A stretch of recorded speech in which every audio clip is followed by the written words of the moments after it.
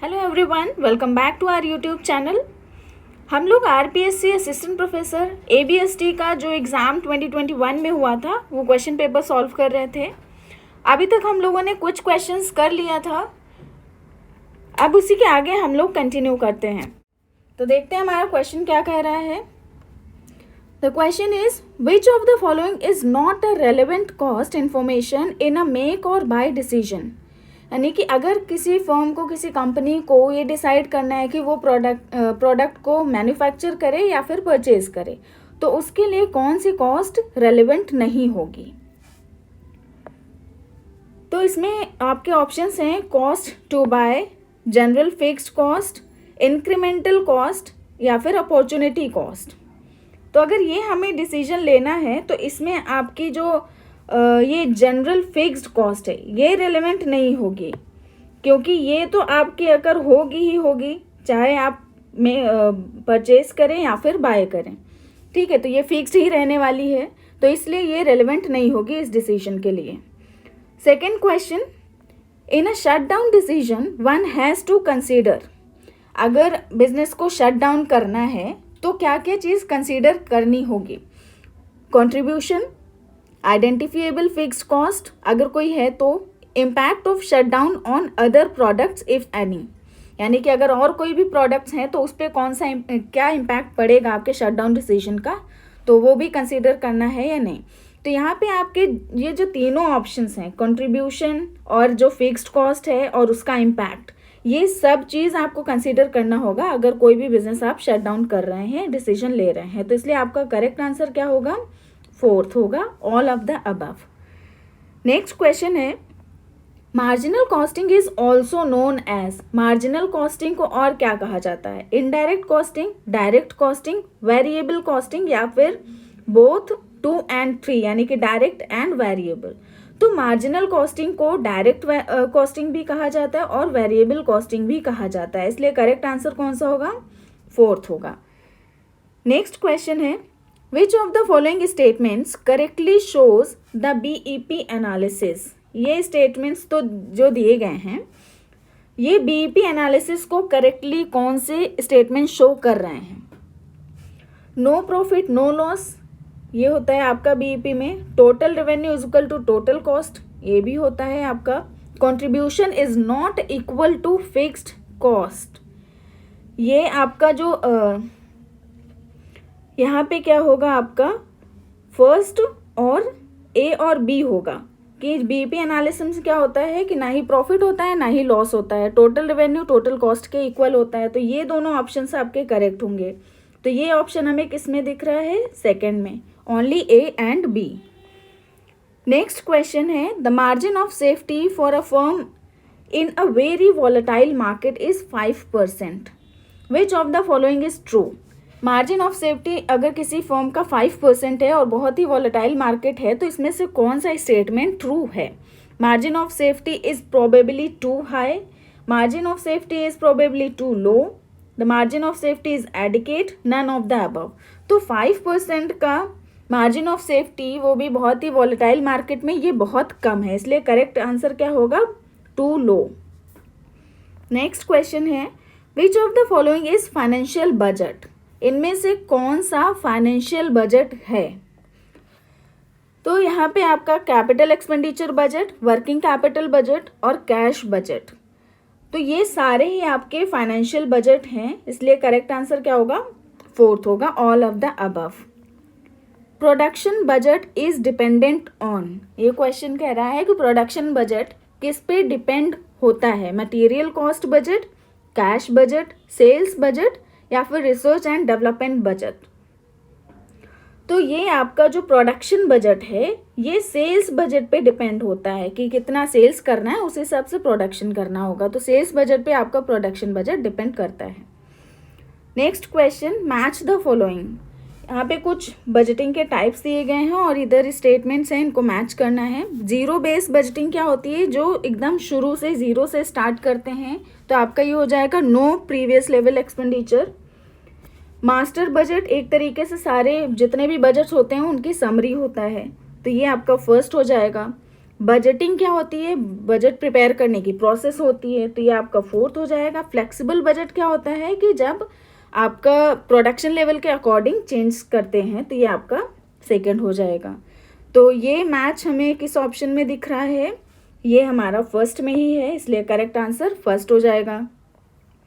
Next question है, standard costing is a technique of. Standard costing किस चीज़ की टेक्निक है, तो स्टैंडर्ड कॉस्टिंग कॉस्ट कंट्रोल की टेक्निक होती है, इसलिए करेक्ट आंसर सेकंड होगा। Next question, material cost variance is equal to. Material cost variance किसके इक्वल होता है, तो ये जो मटेरियल कॉस्ट वेरिएंस है ये आपका मटेरियल प्राइस वेरिएंस और मटेरियल यूटिलिटी वेरिएंस इन दोनों का ही सम होता है, इसलिए करेक्ट आंसर आपका फर्स्ट होगा। नेक्स्ट क्वेश्चन है, the difference between actual cost and standard cost is known as. Actual cost और स्टैंडर्ड कॉस्ट के बीच का डिफरेंस क्या होता है, तो बहुत ही सिंपल है, वेरिएंस होता है, इसको हम वेरिएंस कहते हैं, तो करेक्ट आंसर थर्ड हो जाएगा। नेक्स्ट क्वेश्चन है, which statement is true regarding labour idle time variance. Labour idle time variance के रिगार्डिंग कौन सा स्टेटमेंट सही है। फर्स्ट स्टेटमेंट है abnormal idle hours into actual hourly rate, ये तो फॉर्मूला हो गया, लेकिन क्या है ये गलत हो गया। This variance is always unfavourable और एडवर्स, ये स्टेटमेंट तो सही है, जो आइडल टाइम वेरिएंस होता है लेबर का वो हमेशा अनफेवरेबल या एडवर्स ही रहता है। नेक्स्ट स्टेटमेंट भी देख लेते हैं, this variance represents the segment of labour rate variance, यानी कि ये वेरिएंस क्या होता है, लेबर रेट वेरिएंस के सेगमेंट को रिप्रेजेंट करता है। या फिर this variance is not caused by non availability of raw material, ये वेरिएंस रॉ मटेरियल की नॉन अवेलेबिलिटी की वजह से नहीं होता है। तो यहाँ पे आपका जो करेक्ट स्टेटमेंट है वो सेकंड होगा, कि जो आपका लेबर आइडल टाइम वेरिएंस होता है ये हमेशा एडवर्स ही रहेगा। नेक्स्ट क्वेश्चन है, when actual sale price is higher or lower than the standard price it is called। यानी जो आपका एक्चुअल सेल प्राइस है वो या तो स्टैंडर्ड प्राइस से ज़्यादा है या फिर कम है, तो उसको क्या कहते हैं, तो इसको हम क्या कहेंगे, सेल प्राइस वेरिएंस। ये प्राइस आपका वेरी कर रहा है स्टैंडर्ड प्राइस से, या फिर ज़्यादा है या फिर कम है, तो ये आपका सेल्स प्राइस वेरिएंस होता है। Next question, calculate fixed overhead cost variance. यहाँ पे हमें क्या निकालना है, फिक्स्ड ओवरहेड कॉस्ट वेरिएंस निकालना है। ये चीज़ें दी गई, fixed overheads, standard fixed overheads 8000, actual है 8500, आउटपुट भी स्टैंडर्ड आउटपुट 4000 यूनिट्स और एक्चुअल आउटपुट आपका 3800 यूनिट्स है। तो फिक्स्ड ओवरहेड कॉस्ट वेरिएंस का फॉर्मूला क्या होता है, फिक्स्ड ओवरहेड कॉस्ट वेरिएंस का फॉर्मूला होता है आपका actual output into standard fixed overhead rate minus actual fixed overhead. तो यहाँ पे एक्चुअल आउटपुट क्या गिवन है, एक्चुअल आउटपुट है आपका 3800 units into standard fixed overhead rate क्या है, यहाँ पे देखिए रेट नहीं दिया गया है, फिक्स्ड ओवरहेड्स दिए गए हैं, आउटपुट दिया गया है, तो रेट हम निकाल लेंगे, 8000 को 4000 से डिवाइड कर दीजिए, रेट आ जाएगा आपका 2 रुपीज़ पर यूनिट, तो ये हो जाएगा आपका 2, इसमें से माइनस कर देंगे आपका क्या है एक्चुअल फिक्स्ड ओवरहेड, वो है आपका 8500, इसको हम माइनस कर देंगे 8500, इसको सॉल्व करेंगे तो ये आपका आएगा 7600 माइनस 8500, तो ये आपका आ जाएगा 900 एडवर्स, ठीक है। तो करेक्ट आंसर कौन सा हो जाएगा आपका फर्स्ट। नेक्स्ट क्वेश्चन क्या है, under activity based costing system which type of cost are assigned to activities using resources drivers. Activity based costing system में किस टाइप की कॉस्ट जो है वो असाइन की जाती हैं रिसोर्सेज ड्राइवर्स को यूज़ करके। तो ये किस तरीके की कॉस्ट होती है, इसमें ऑप्शन है आपका direct cost, indirect cost, total cost या फिर नन ऑफ द अबव। तो यहाँ पे आपका जो एक्टिविटी बेस्ड कॉस्टिंग सिस्टम है इसमें हम क्या करते हैं, इनडायरेक्ट कॉस्ट को असाइन करते हैं, तो इसलिए करेक्ट आंसर सेकंड होगा। नेक्स्ट क्वेश्चन क्या है, a transfer price is, transfer price क्या होता है, कुछ स्टेटमेंट्स दिए गए हैं. फर्स्ट है the price to turn profit centres into investment centres, यानी कि प्रॉफिट सेंटर्स को इन्वेस्टमेंट सेंटर में टर्न यानी कन्वर्ट करने का प्राइस होता है, वो ट्रांसफर प्राइस होता है. सेकेंड है आपका market based pricing to sell a product, किसी प्रोडक्ट को बेचने के लिए जो मार्केट प्राइस होता है वो होता है transfer price. The price charged by one segment of the company to another segment, यानी कि एक कंपनी में एक सेगमेंट के द्वारा किसी दूसरे सेगमेंट से जो प्राइस चार्ज किया जा रहा है वो होता है आपका ट्रांसफर प्राइस. तो यहाँ पे आपका थर्ड होगा करेक्ट आंसर. ठीक है, जो एक कंपनी में एक सेगमेंट दूसरे सेगमेंट से जो प्राइस चार्ज करती है, जो ट्रांसफ़र करती है प्रोडक्ट्स को, तो उसके लिए जो प्राइस चार्ज करती है वो आपका ट्रांसफ़र प्राइस होता है.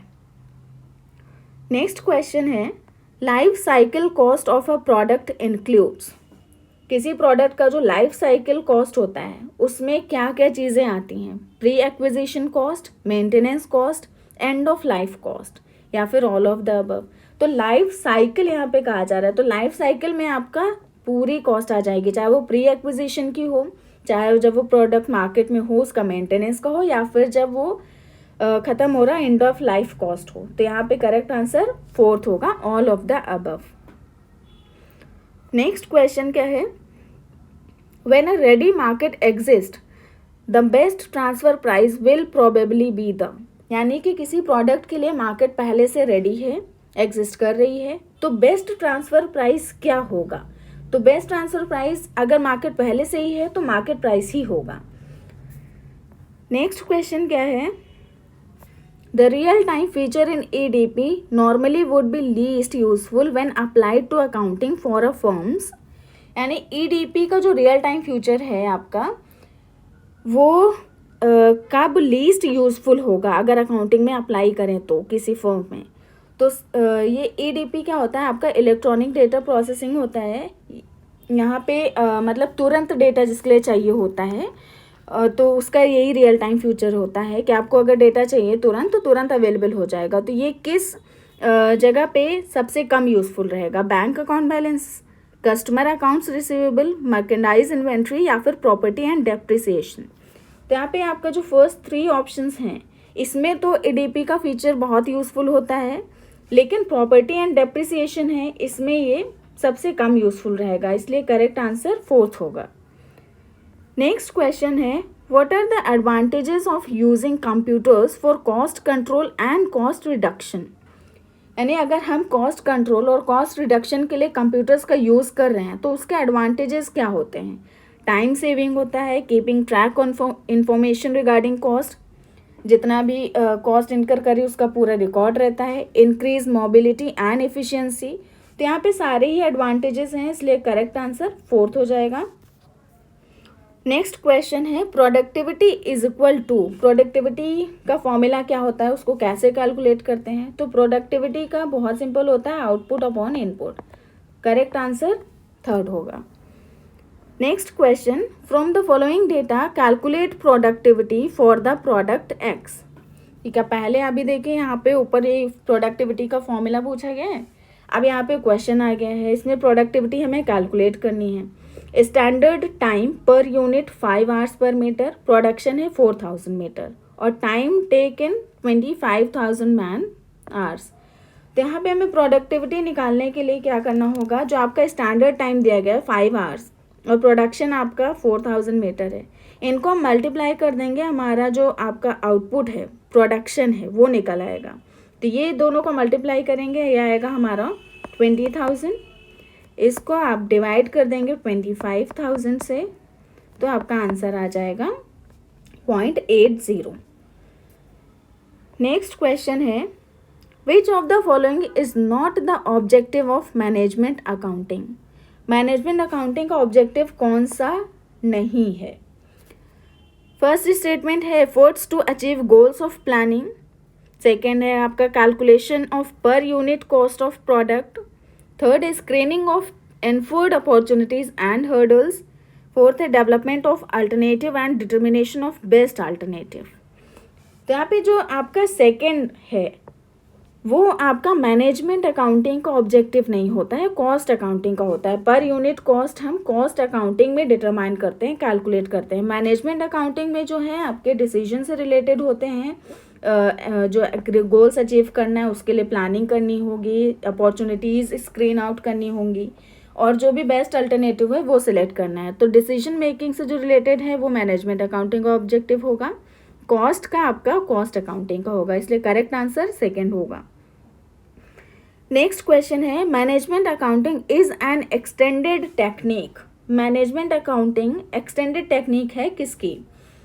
तो मैनेजमेंट अकाउंटिंग जो है वो आपके कॉस्ट अकाउंटिंग की एक्सटेंडेड टेक्निक कही जाती है, कॉस्ट अकाउंटिंग का ही एक एक्सटेंडेड वर्जन है ये, तो इसलिए करेक्ट आंसर फोर्थ होगा।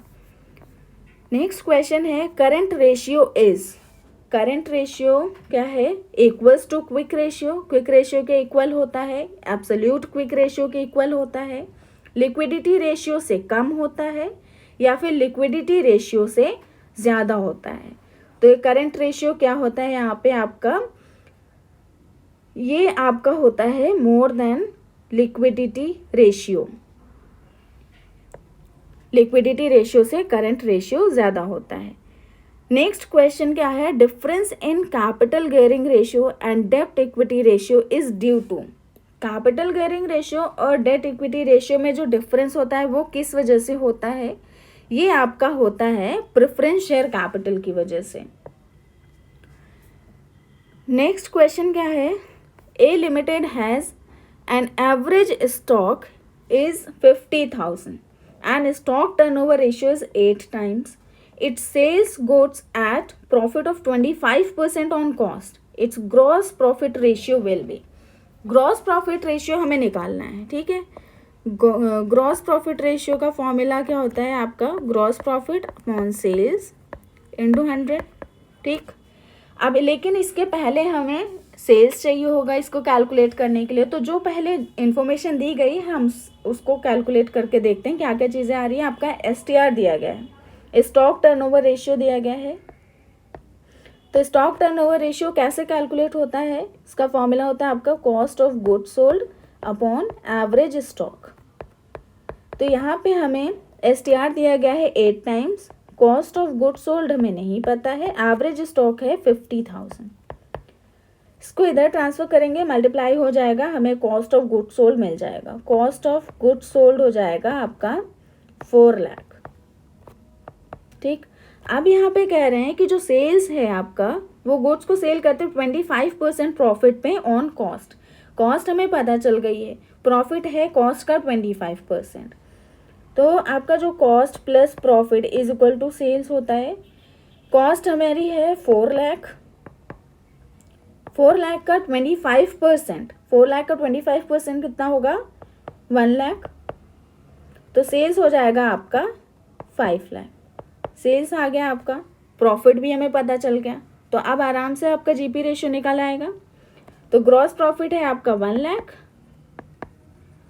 और सेल्स है आपका 5 लाख। इसको हम सॉल्व कर लेंगे, हमारा आंसर आ जाएगा 20%। नेक्स्ट क्वेश्चन है, there is flow in funds when. Flow in funds कब होगा? There is a transaction between a non-current account item and a current account item. There is transaction between non-current asset and non-current liability. There is a transaction between current liability and current assets, या फिर all of the above. तो जो flow in funds होता है वो तभी होता है जब एक साइड आपका करंट अकाउंट को अफेक्ट करे और दूसरा नॉन करंट अकाउंट को। तो इसलिए आपका फर्स्ट आंसर करेक्ट होगा कि एक नॉन करंट अकाउंट होगा और एक करंट अकाउंट होगा, उन दोनों के बीच जब ट्रांजैक्शन होगा तो फ्लो इन फंड्स होगा। नेक्स्ट क्वेश्चन है, received dividend on investment 18,000 out of which 2,800 is out of pre acquisition profits. The source of fund is. 18,000 का डिविडेंड मिला है, उसमें से 2,800 आपका प्री एक्विजिशन प्रॉफिट्स का है। सोर्स ऑफ फंड कितना होगा? सोर्स ऑफ फंड जो होगा वो आपका 18,000 ही होगा, चाहे वो प्री एक्विजिशन प्रॉफिट का उसमें कुछ पार्ट हो या फिर पोस्ट एक्विजिशन का हो। जितना रिसीव हुआ है वो आपका टोटल सोर्स ऑफ फंड हो जाएगा। नेक्स्ट क्वेश्चन है, which of the following are applications of fund, इसमें से एप्लीकेशन ऑफ फंड कौन कौन सा होगा। ये भी आपका फंड फ्लो का क्वेश्चन है जिसमें एक नॉन करेंट और एक करेंट अकाउंट इन्वॉल्व होगा। Decrease in share capital, share capital कम हो रही है, यानी आप उसको विड्रॉ करें या फिर किसी को पेमेंट करें शेयर होल्डर्स को। Purchase of fixed assets, fixed asset purchase हो रही है। Decrease in long term liabilities, long term liabilities कम हो रही है यानी पेमेंट हो रहा है। Payment of tax. तो ये जो सारे ऑप्शंस हैं आपके, ये सब एप्लीकेशन ऑफ फंड होगा, इसलिए करेक्ट आंसर क्या हो जाएगा, थर्ड हो जाएगा। तो आज के वीडियो में इतना ही, बाकी के क्वेश्चंस हम लोग नेक्स्ट वीडियो में सॉल्व करेंगे। और अगर आप यूजीसी नेट की या फिर असिस्टेंट प्रोफेसर की प्रिपरेशन कर रहे हो तो हमारे चैनल को सब्सक्राइब करें, और वीडियो पसंद आया हो तो लाइक ज़रूर कर दें। Thank you.